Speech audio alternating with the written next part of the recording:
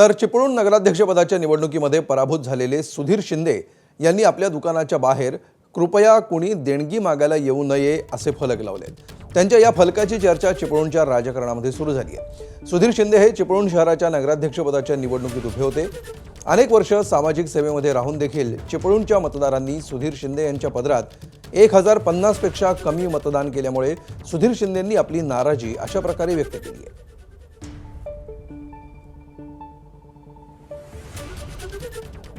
चिपळूण नगर परिषदेमध्ये नगराध्यक्ष पदासाठी काँग्रेसकडून सुधीर शिंदे हे निवडणुकीच्या रिंगणामध्ये होते।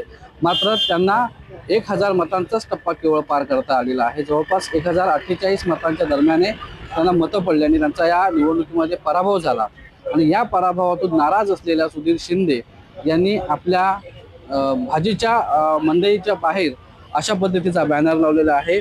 सुधीर शिंदे हे गेल्या अनेक वर्षापासून चिपळूणच्या राजकारणामध्ये सक्रिय आहेत आणि त्यामुळे विविध मंडळ असतील किंवा जी या परिसरातील जे वस्त्या आहेत त्या वस्त्यांमध्ये मंदिर असतील किंवा प्रत्येक सणाला देणग्यांच्या स्वरूपामध्ये सुधीर शिंदे हे कायम सक्रिय होते, कायम देणगी देत होते।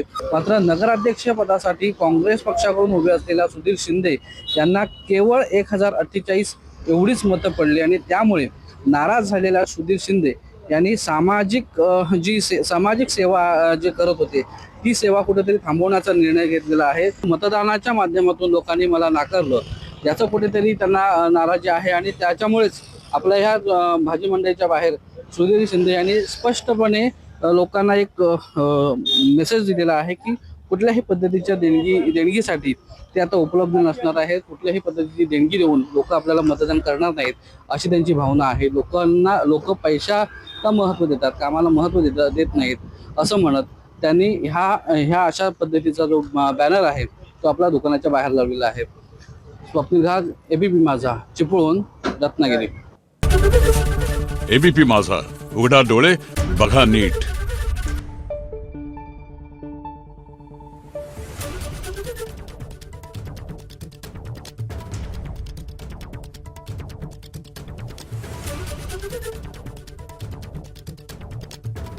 Thank you.